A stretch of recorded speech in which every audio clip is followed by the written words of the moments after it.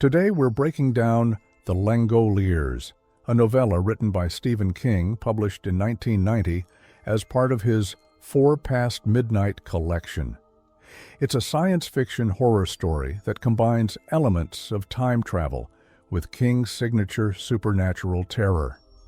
Before it became a TV miniseries in 1995 starring Patricia Wettig and Dean Stockwell, it was a tightly written story about time itself becoming the enemy. What makes this story particularly interesting is how it takes the concept of time travel and turns it into something completely unique. Instead of focusing on changing the past or visiting the future, it explores what happens when you slip into what King calls the used-up past. On American Pride Flight 29 from Los Angeles to Boston, 10 passengers wake up to find everyone else on the plane has vanished. All that remains of the missing passengers are their personal items: watches, jewelry, pacemakers, fillings, glasses, and clothing. The plane is still on autopilot. The survivors include Brian Engel, an off-duty airline pilot who was sleeping after attending his ex-wife's funeral; Dinah Bellman, a young blind girl traveling to Boston for eye surgery; Albert Kostner, a teenage violin prodigy; Bethany Sims, a teenager with a troubled past; Don Gaffney, a tool and die worker; Rudy Warwick, an engineer; Robert Jenkins, a British mystery writer; Nick Hopewell, a British Secret Service agent; Laurel Stevenson, a school teacher; and Craig Toomey, an investment banker who becomes increasingly unstable. Brian takes control of the plane and, with no contact from any ground control, decides to land at Bangor International Airport in Maine. During the flight, Craig starts displaying erratic behavior, obsessing about a business meeting he needs to attend in Boston. He also mentions something called the Langoliers, which he claims his father used to threaten him with as a child, creatures that would come to punish people who wasted time. When they land in Bangor, they discover an eerily empty airport.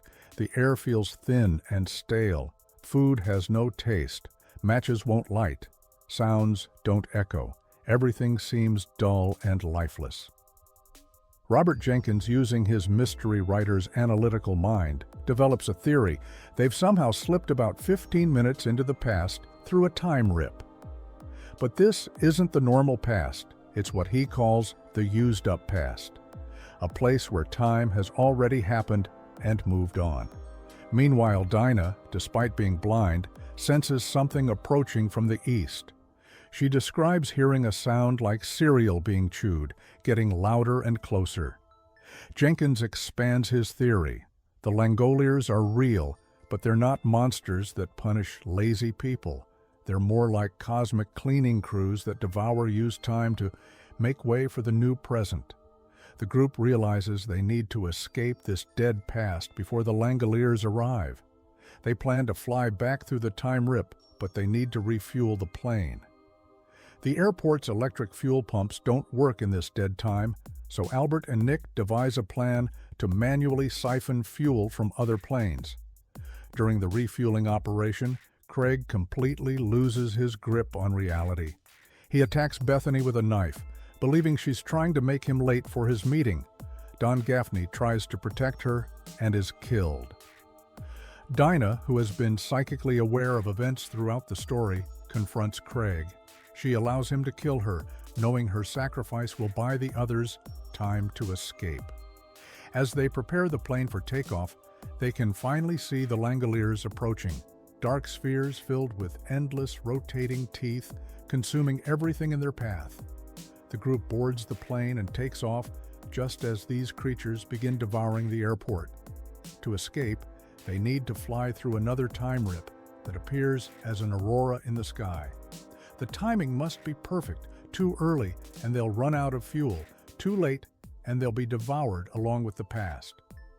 They make it through the time rip, but there's a catch. Everyone must be asleep to survive the transition back to normal time, just as they were during the initial event. Those who stay awake will die. Nick Hopewell volunteers to pilot the plane during the transition. sacrificing himself to save the others. The remaining survivors manage to fall asleep before the transition.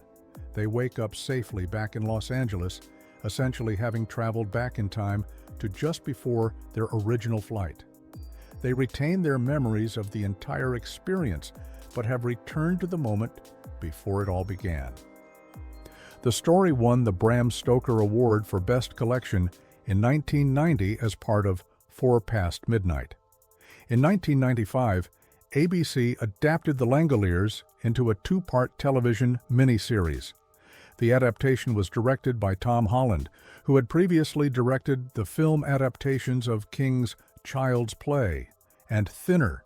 The cast included David Morse as Brian Engel, Patricia Wettig as Laurel Stevenson, Dean Stockwell as Bob Jenkins, and Bronson Pinchot as Craig Toomey. The miniseries faced several significant challenges during production. The biggest was creating the Langoliers themselves. With mid-1990s CGI technology, the creatures ended up looking like what many viewers described as giant meatballs with teeth. This was a far cry from King's description in the Book of Impossibly Dark Spheres filled with endless rows of rotating teeth. The adaptation made several changes to streamline the story for television.